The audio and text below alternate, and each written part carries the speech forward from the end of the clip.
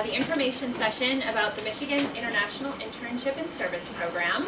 I think we can start maybe by introducing ourselves.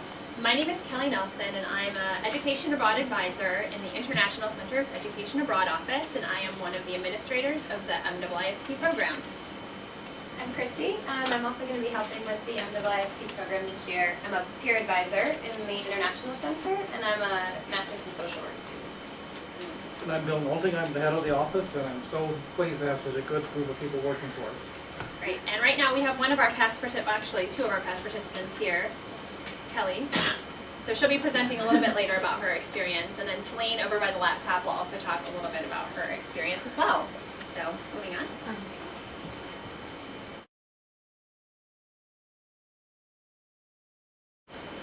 Oh, this is me. Okay, so today, basically we're going to give you an overview of what MIISP is, why you're here. Also talk a little bit about the eligibility.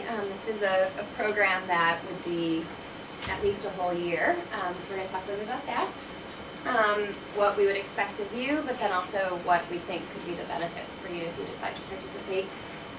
We'll talk about the application process. The application's already up online and ready to go, so we'll talk about kind of how to go through that and what will happen after you apply. Give you some important dates. We already have dates scheduled for this semester for when the meetings are going to be, so making sure those fit into your calendars. And then we'll talk about just some other questions that you might have about the program. And then we'll have Kelly talk, and I think Kenyon is coming as well, another MIISP participant from last year. And then it'll just be open for questions, and at that point you can leave or you can stay and talk to us one-on-one, or come later to the International Center if you'd like on a different day. Chat about it. But first, let's go over the 5 main objectives of the MIISP program. So the first objective, as you see here, is to support students who are interested in finding an international internship or service project. So one of the first goals of the program is to help you kind of navigate the process and identify a program or an opportunity that would work well for you. Secondly, we help students who are part of this program navigate the funding landscape at the University of Michigan. There's lots of funding out there, but as with everything at the University of Michigan, it's pretty decentralized. So it can be a little confusing at first, so we help people navigate that. The third item you see up here is keeping our participants apprised of health and safety issues. So we do our best to make sure that you are making good decisions about your experience over the summer. The last two up here, we like to think that with MIISP we provide students with a structure to share experiences with other students who are going through the same thing. Both during the preparatory phase, you'll be with a group of internationally interested students who are going through the process of finding the internship with you, and then while you're abroad, you'll all be abroad over the summer, and then when you get back, you'll all have the experience of reflecting on what you actually went through and what it means. And then the last one has to do with the reflection and just kind of learning a little bit more about what you went through and why it matters, how it affected you personally and professionally, how it relates to what you're studying here at the university, and how it might impact your career goals and your career choices.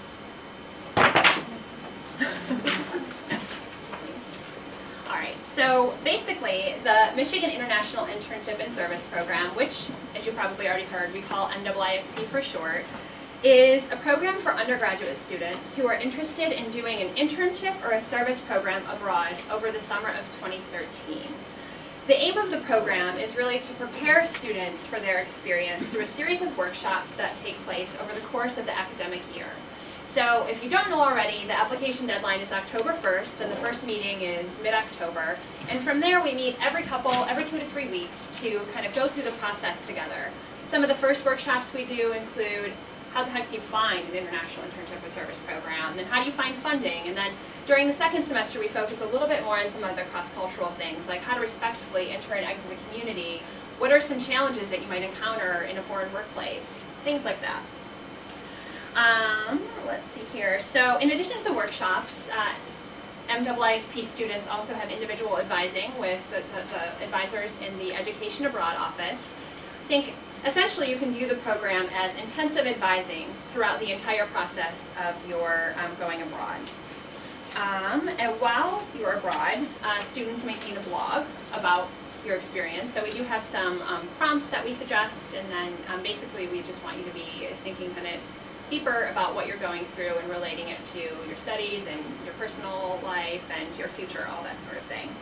And then phase 3 is when you all return. So in the fall, we have a welcome back session, and then this year we're actually building the M-Portfolio program into the curriculum of MIISP. So there will be opportunities to complete an M-Portfolio as well.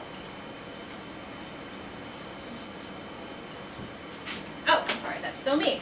So some of the benefits for participating in the MIISP program. So first and foremost, you will develop a network of support throughout your internship process. So we tend to develop, close relationships with all the students who are taking part in the program, and we really hope that the students that are part of MIISP are getting to know each other as well. And it's fun because our students are really studying all different things, so from all the schools and colleges, so it's a good way to get to know other internationally interested people on campus. I already mentioned that one of the benefits is that we basically share with you everything we know about how to find international internships or service projects and funding, and that's one of the main things we advise on in this office, so you really do get a lot of intensive advising on that subject. The third bullet point here, learn how to market your experience for potential employers. That's kind of where the M-Portfolio process comes in, and we'll talk a little bit more about that later. And we will have some incentives for good attendance and participation. So MIISP will sponsor the travel abroad health insurance for people who attend at least half the sessions. And for people who attend both sessions and complete an M-Portfolio, we will have a small financial incentive as well. Okay, so Kelly already sort of touched on this in her introduction, but I just want to reiterate what the eligibility is for this program. So MIISP is open to all undergraduate students from any major, any college.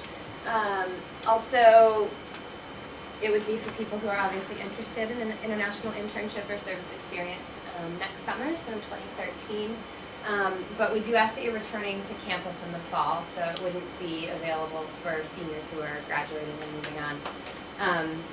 And this is just so that we can continue that, that relationship building once you return and go through the reflection process together. But if you are a senior who's going to be doing it here, you're more than welcome to participate. And we would like people who are excited to be a part of this network, who want to meet fellow students and who are willing to sort of give support to other people going through the process as well. And that you'd be able to fulfill the expectations of MIISP, which we'll talk about next. So Kelly started to mention this also, but we would expect that you attend the workshops that happen throughout the year. There are 3 of them at least this semester, and then next semester we'll create an agenda toward the end of this semester.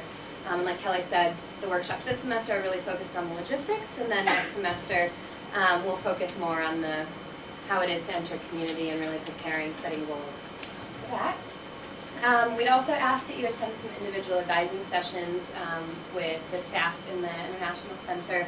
And this is so that you can have some specialized attention on deciding which internship is right for you, or to go through funding proposals or anything like that, just to make sure that you have the support personally that you need as well. And then you'd also need to put forth an effort to find your placement in your funding. I don't know if we've said this enough, but this is not a placement program. We don't have preset internships for people who participate. So it does take some initiative outside of meetings on your part to really think about what you want and to look for some of those opportunities. Of course, we can make suggestions, but there are no internships set aside.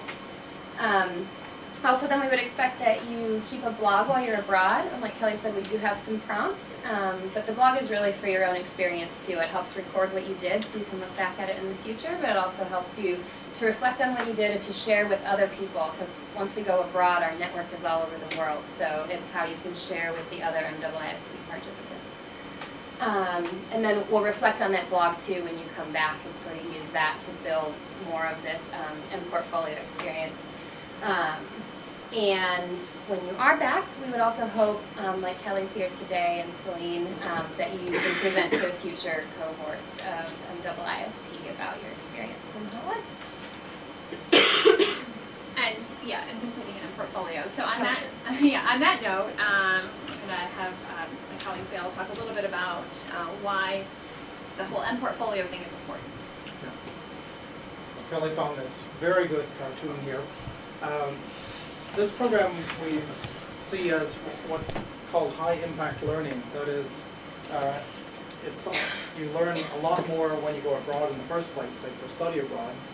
Internships tend to be really high impact learning, and service experiences do.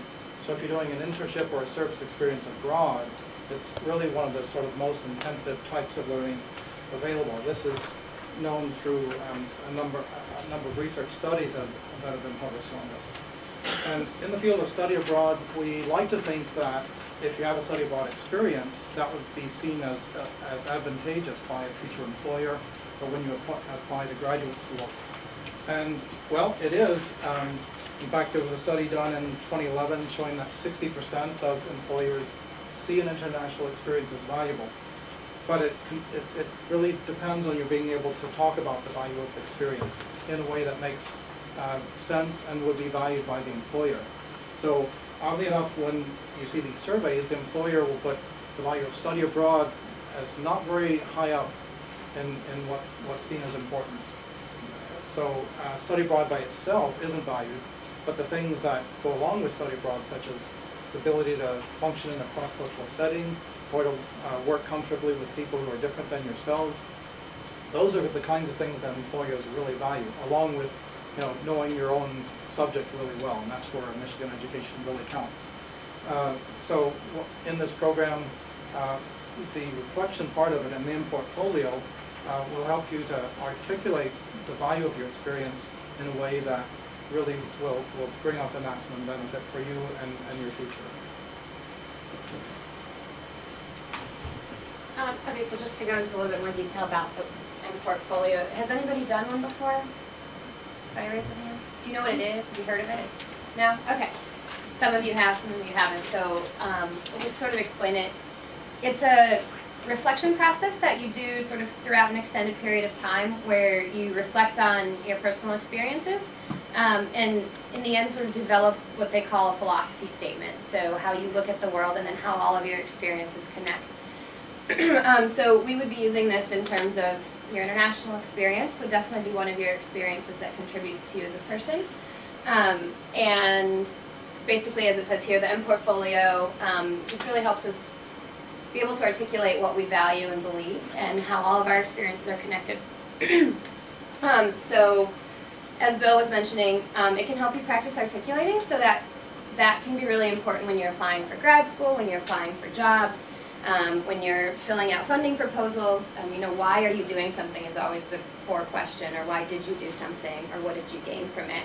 So going through these sessions, there'll be a lot of sort of one-on-one discussions, group discussions about skills that you gained and really what you took away from it. So the M portfolio, turns out it's a web page that you create, and so the philosophy statement would be one part of the web page, and then you'd have sort of tabs for each experience that you want to build upon. So through the process, you would learn how to create a web page, which is a skill in itself. And then it'll just be this online portfolio. It'll have a product at the end of this session that you can use to share with parents, employers, friends, whoever. I know sometimes when I come back from international experiences, people ask me what I did, and I'm like, oh, well, I went abroad, it was cool, I really liked it, but being able to explain a little bit more what I really liked about it, and even having a product to show them exactly what I did, I think would be helpful. So we are participating in a broader study through the Division of Student Affairs this semester, or this year. So we're kind of rolling this out, and we think it's a really good opportunity since it goes right along with this network that we're building students. Do you have anything to add to that? Okay. And so as far as the application process for MIISP goes, some of you may have already found it on mCompass and clicked on the apply button, because we have been getting notifications that people are applying. But the application is located in mCompass, which is a relatively new database that the university created in order to try to centralize a lot of the international programs on campus. So to access it, you would simply go to mcompass.umich.edu, and then way over here in the corner, you'll see Find Programs. When you click on that, you'll get to kind of a confusing search field, and all you have to do is enter MIISP into the actual search field. Don't worry about any of the parameters. You'll search and you'll find it, and there will be some basic information about the program listed on the brochure, and then the application is also available there. The application's pretty simple. It asks some basic information about you, as well as what type of internship or service project you're thinking about pursuing over the summer. It will also ask you why you want to be part of this program specifically. Not just why you want to go abroad, but why MIISP versus kind of going it alone. So that's the application. It is due on October 1st, so in a couple of weeks, and it's really not too tedious, so you should all have plenty of time to apply should this program still seem of interest to you. We mentioned a little bit about the schedule earlier, and this is also available on our website, but this is a schedule that we have laid out for fall 2012. So the application deadline is October 1st. You will get a program acceptance from the MCompass system, probably on Saturday, October 6th, probably around like midnight or something. I think that's the way the system works. And then we will have our very first session on Wednesday, October 10th. So it starts quickly after you find out whether or not you're accepted. And then we'll dig right into how on earth to find an international internship or service program. And some of you might be wondering, I want to go abroad this summer. Why should I start this process in October? I know it might seem early, but believe it or not, there are some really popular internship programs that have deadlines of November 1st. So we want to make sure that if you're interested in one of those programs, you're able to apply in advance. And then, I guess, next slide, please. This program also runs into the winter semester, as we mentioned. We don't have the specific dates laid out yet, but we will try to maintain the Wednesday evening schedule. So keep that in mind when you're deciding whether or not you'd like to be part of our program. I can give you an idea of the types of programs we will be offering. So we'll start off in early January with a session focused on peer review of funding applications, because a lot of people will be applying for funding, and those deadlines are in February. We'll also have a session on making yourself at home in a new country, entering and exiting the community respectfully. With that one, we've worked with the Ginsberg Center in the past, and it's been a really successful workshop.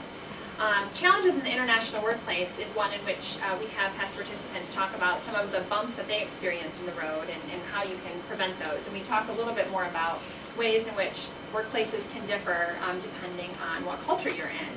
And we also have all participants attend one of our travel workshops, which focuses more on the logistics of actually traveling around, health and safety things of that nature. And then, of course, we'll have an end of the year bon voyage sort of send-off where we will send you all off to your exciting locations over the summer.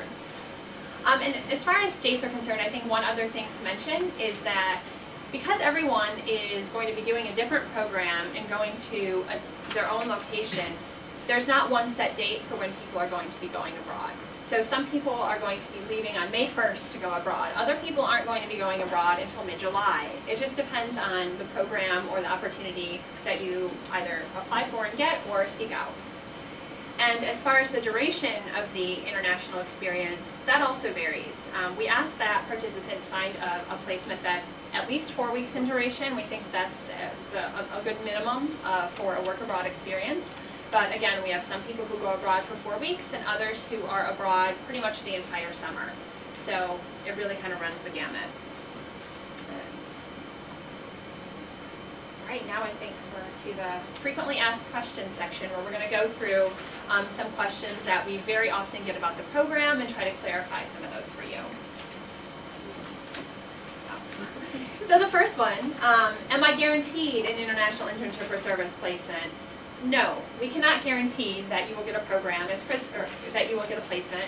As Christy was saying earlier, we're not a placement program. It's like intensive advising. So if you don't apply for anything or don't put the effort into it, you might not get anything. Or if you only apply to one ultra-competitive program, you might not get a placement. But we try our best to make sure that people are really covering their bases and apply for opportunities that will really be a good fit for them. So no, you're not guaranteed, but in the past, almost all of our participants have been able to find something for over the summer. So only in like one, I can think of one student who applied for an extremely competitive fellowship and did not get it, and ultimately did not end up going abroad, but most people have no problem. Let's see, oh, that's me as well. So are there fees associated with participating in MIISP? So there's no charge for being part of our program, none at all, but there are fees involved with going abroad. If you go through a placement program, which is what many of our students go through, they almost always have program fees. And included in the program fee are things like your housing, sometimes food, certainly an orientation, and the actual placement. Like a lot of the logistical things are covered in that fee. I think it's also important to add that even if you find your own internship by, random internet research or, whatever, there are fees associated with that too, because in most cases you'll end up having to find your own housing, you'd have to support yourself while you're abroad. So either way, there are probably going to be fees involved. With that said, I mentioned earlier that there are a lot of funding opportunities available through the University of Michigan, specifically for people who are doing internships and more work abroad things. And so that's part of our role, is to help you identify ones that would fit in well with what you're applying for. And in the past, our students have been, if they've applied for funding, they've been really successful at getting it. So at least something. So we're proud of that. Is attendance required at the workshops? I think we've said this, yes, attendance is required at the workshops. Kelly was talking about the potential incentive that we can provide through participation, and that does depend on you attending, I think, at least six of the 8 workshops. So that said, we know that everybody's going to have some commitments at some point that they can't get out of. We would certainly encourage you to think about whether or not you can actually attend the sessions before you apply to the program. However, if there are exceptions, we send out occasional emails just about other sessions that are happening on campus that we think would be relevant and might help you, and so those can sometimes be used as makeup sessions too, and would keep you informed on that. But if you can't attend some of the core workshops, like the funding workshop, you might really want to think about whether participation would be good for you. And leading into that, how many students are chosen each year? We do not have a set number of students that we choose. We're really looking for people who would be a good fit for the program. And to give you an idea of the type of student who would be a good fit for the program, MIISP is really for someone who thinks that they probably could use some help going through the process. Someone who's not sure how to find an internship or how to navigate funding and wants some assistance thinking about some of the cross-cultural issues that might occur. That's a good student for MIISP. The student who's already done 5 international internships, has applied for funding and gotten, all the funding, probably not the best fit, because again, this is an intensive advising program and we're here to help you through the process. And yeah, I think that's it for our part of the presentation. Now I think we're going to turn the floor over to our past participants who are here. And we are going to have them talk a little bit about why they participated in MIISP, some of the benefits, as well as what they did for their international experience. And then we'll have questions and answers. So yeah, I'm Kelly Gillikin. I am a junior in LSNA studying, among other things, archaeology, museum studies, and medieval studies. And why I wanted to do MSP, it was a super last minute thing. I found out about it the day before the application was due, and I'm like, wow, this is perfect. I know I want to do internship in the summer, but I had no idea where to start or what to do or what the processes were. So I thought, this is perfect. I need to do this right now, and I did. And then I got in, which was great. The most valuable part of the program for me was getting to know the other students, and then also getting to know Bill and Kelly and Christine, and just asking them questions about what they were doing and the process of how to find an internship, learning from other people's experiences. And then also the workshops were a lot of help, especially the funding one. And also how to write a CV, which is a curriculum vitae, which is, the internationally accepted resume. So I didn't really know how to do that, so it was good to get help with how to, the format for that.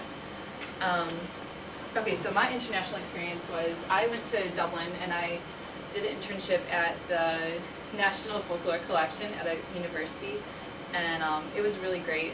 It was a very small staff, and it was kind of like a museum internship, but since it's a collection, it's not technically a museum, although we did get some people come in and be able to read through the manuscripts and the books. Basically what the collection did was, since the 1930s, they had started collecting like folk stories. They like went out into the different counties in Ireland and like, you know, asked like what the like medicinal customs were, the like, you know, funerary customs, marriage customs, rhymes, songs, histories, myths, tales, everything. So it was really interesting for me because I'm really interested in that, especially Irish, for various reasons. But yeah, I also got to do a lot of traveling within Ireland itself. I went north, I went south, I went west.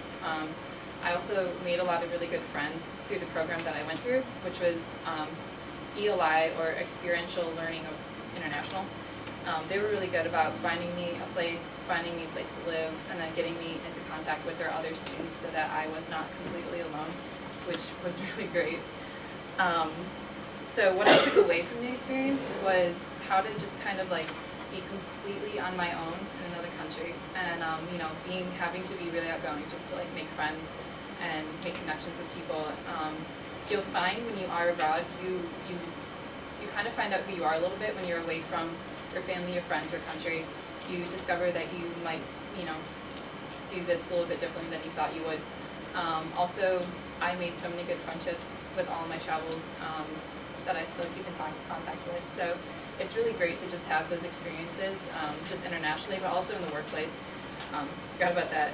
But workplace experience is really good too, because I had never done an internship before, and it was good to know, you know, kind of like the process of doing that was, and kind of what goes on in just like a museum or like kind of like a professional setting, which is what I want to get into. So what I'm gonna do to take away my experience for the future is, you know, in school it'll be really helpful to just kind of like take what I know about, you know, the international issues happening in Europe right now. They're pretty severe with the economy, and also I feel like I'm a little bit more of a well-rounded leader because I lead a bunch of other clubs on campus too, and I feel I can take my experiences and like my knowledge to help others, you know, find like international internships, or you know, just abroad programs, and like how to get the funding for it. I'm an RA in Alumni, and one of the things I told them was, you know, I got a ton of money from the university, and if you want to go abroad, like just talk to me and I'll help you like get all that money from them too. So, but yeah, that's all I have. So thank you.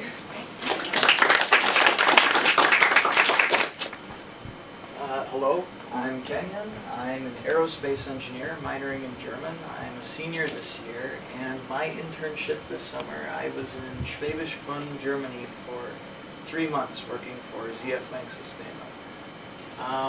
I went through a placement program, like Kelly mentioned, Cultural Vistas. My German professor was actually the Midwest representative, and she recommended that I join MIISP. And what I found really helpful was I didn't know anything about funding, and my biggest regret is I actually didn't apply for funding. I would absolutely recommend it. My internship was paid, and so I felt like it wasn't as important, but it still would have been really helpful, especially with traveling, getting there, and then traveling within the country. I'm sorry. So things I took away from the experience, there were definitely very practical things. Like I learned a lot about programming, and I can use those things in just my homework or in the future in my career. Something I didn't really expect when I went over there is all the time I had. So as a student, I'm used to working on homework and student projects and everything after classes, and even working 8 hours a day and then having the weekends off, I felt like I had a ton of free time. And I just started going out and spending more time with people and traveling and just doing things I normally wouldn't do, and I had a lot of fun, and I felt like I really lived. And so that's one of the things that I feel like I'm bringing back, is I'm trying to take more time to just kind of be myself and just live and not always work nonstop. Yeah, so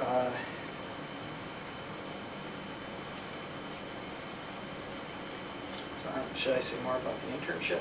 I was curious, were you working in the German language, and how was that? Yes, most of my colleagues spoke German. They actually spoke a German dialect, Schwäbisch, which was very difficult to understand. But I kind of started to learn.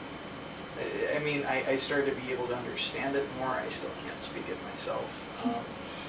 But pretty much everyone I ran into also spoke English. So if you don't speak the language of your country, depending on the country, you may or may not have difficulty getting around, communicating with people.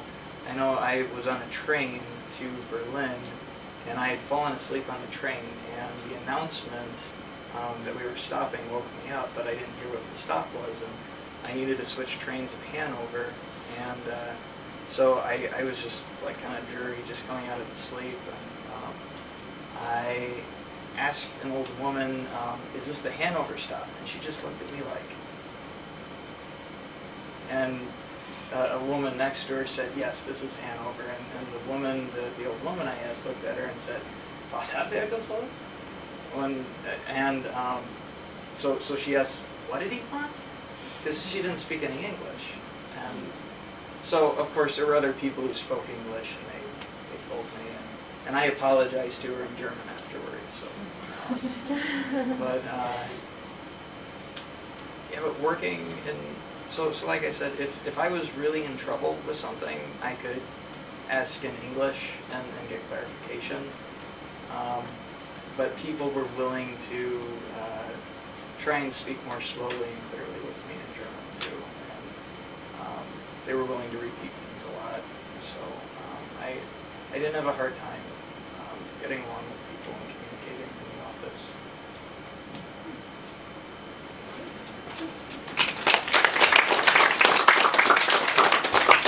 So mine are a little different. Well, first of all, I'll introduce myself. I'm Celine. I'm a peer advisor at the International Center as well. You'll be seeing me a lot around the office and helping out with MIISP this year. So this summer I did 2 different internships. Have you all heard of the Global Intercultural Experience for Undergraduates, GIU?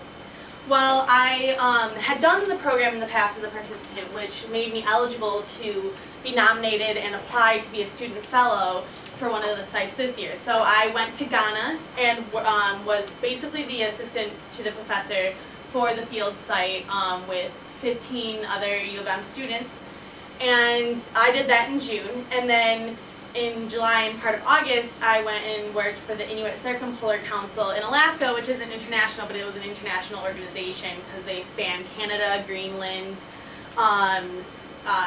Scandinavian countries, and Russia. So first I'll talk a little bit about Ghana. So that was a little different of an experience than working in an office. We went and worked at the Palace in Kumasi every day to digitalize their VHS, but other than that, I was a group leader, so I was helping to debrief the students' experiences on a daily basis on what they were experiencing, what they were going through. I was helping the professor with just the daily troubles of leading a group in another country, such as getting lunch orders and making sure everyone was staying around and doing their work. And so it was a really good leadership experience, especially in another country when the professor was Ghanaian himself. So there was a lot of intercultural miscommunication between the U.S. students and him, so I had to be like the mediator and help him understand why the students were confused and what he was trying to say to the students. So I really learned a lot from that experience. And then with the Inuit Circumpolar Council, I got the office experience where I was in the office every day,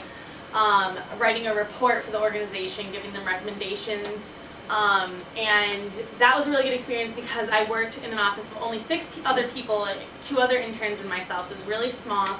and 5 of the 6 workers were Inuit themselves, so I got a really good intercultural experience of learning about Inuit culture, language, social issues, and so I really took a lot away from that as well, in a different sense. So overall, these international internships are so valuable that it's hard to before you've gone, you don't know exactly what you're getting yourself into until you're there.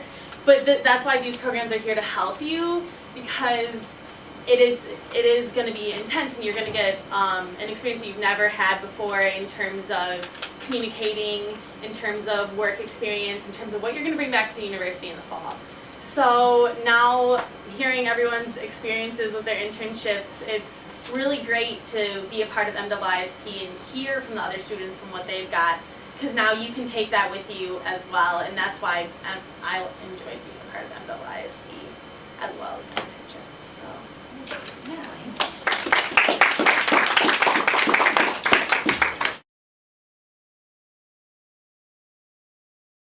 So with that, I think we can probably open up the floor to questions. If you have questions for us as administrators or for our past participants, we'd love to take them now. So, yeah. Is that for the winter semester workshop we usually Wednesday evenings? Yes. And what about the semester? Oh, this semester the dates are already determined. Most of them are going to be on Wednesday evenings, but there is a workshop in November that is on a Thursday. There was a slide with that. I'll find it. Oh, We can just leave that up. yeah. Yeah, and the schedule is posted on the website too, so you can take a look at that. Very vaguely touched on this, but I just wanted to clarify. What would happen in the event that you didn't get an internship? Well, Would we you- what would happen? Yeah, they just wouldn't. Would Would- there be some sort of, I wasn't sure if there would be like a refund or. Well, there's no cost Right. associated with participating in our program, so I And guess. then what would the participant do during the reflection period? Oh, well, that's a good question. Like I mentioned, I think we've only had one participant who went through all the preparatory stuff, but then applied for that very competitive program and didn't get in. And I think he just kind of ended his formal association with the program at that time. So he didn't come to the reflection, and he didn't vlog over the summer. But we still have a relationship with him. But And to clarify, that was one student in 4 years of the program. yeah. How many internships do you apply for? Like, do you have to apply for backup internships if you don't get one, or? It honestly depends on the type of program that you're applying for. Okay. Some are. Oh, well, yeah, we can use our students as examples. Yeah, how many did you apply for? Well, it was kind of weird. I applied for the program, the ELI program, and they just took me, because I was a paying participant. And then they worked very hard to get me interviews for internships. And they said, it's good to, if you get offered an internship, to take that first one, because you don't know what you'll be off. You don't know if you'll get the ones after that, or even if you'll get interviews for the ones after that. So the first interview that I had, and the first time, it wasn't really even an interview. It was just oh, do you want I had a Skype call with her, and she was oh, so you want to come? You already got it, kind of thing. So it was just a matter of accepting. So a lot of the times, it's kind of up to you. Well, it's up to them on what they can find for you based on your interests, but it's also up to you on performing well in your pseudo interviews and your resume in general. So. But to clarify, you applied for one placement program, though. Right. Yeah. Right. Okay. And then the program finds you internships. Yes. Yeah. Yes. Yes. Yeah. What's the full name of that program? It was experiential learning abroad. I'm not really- International? Experiential learning international. International, yeah, sorry. I just want to say abroad. But yeah, it's kind of just put in ELI abroad online and it'll show up. And it was actually one of the very much cheaper programs because they their mission was to make it affordable for students, and they pretty much only charged me about as much as it was for housing, and then to find me the placement.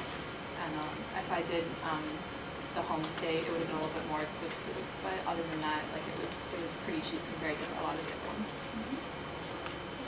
So yeah, it really honestly depends. If students applying for a really competitive fellowship program, then if the student really wants to go abroad, we would probably recommend that maybe he or she try to look into other options as well. But it might be the case that that person only wants that one internship. So it's really kind of individualized. Does getting funding depend on what placement program you apply for? Does that mean the school get funding from the school?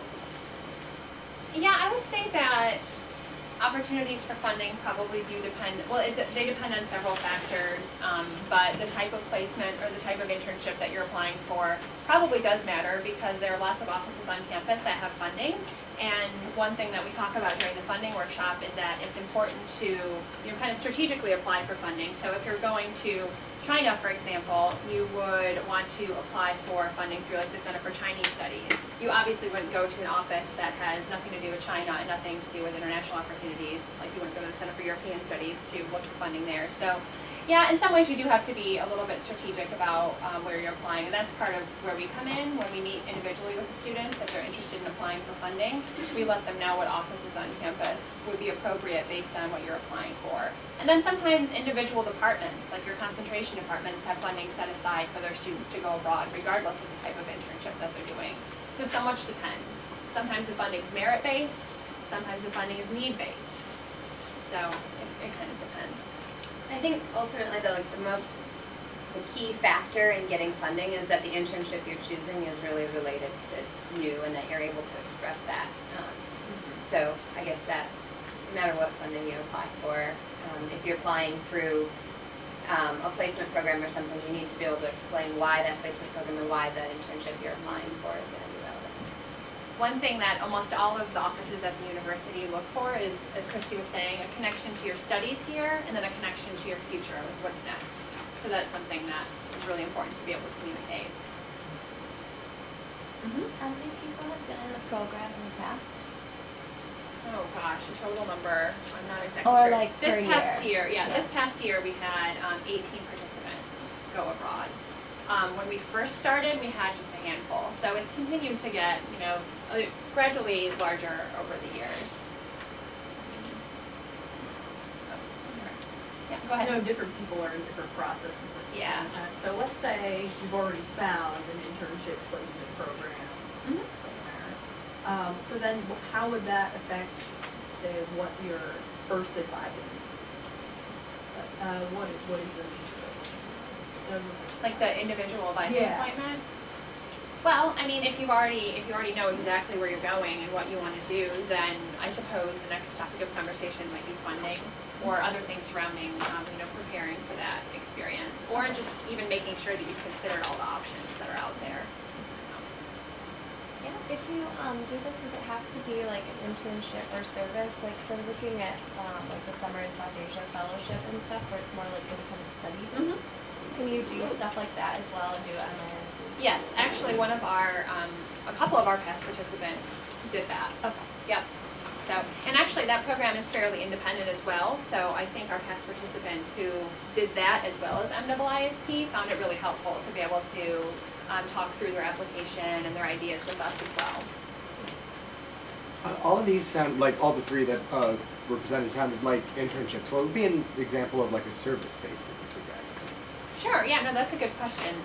Let's see. I did a service-based Oh, yeah. internship. Okay. I was an MIISP in the first cohort a few years ago, in 2009, and my internship was actually in Guatemala, and I set it up myself. My student org here at U of M is an international service learning organization, and so I had connections through them to Guatemala, because my student group goes there.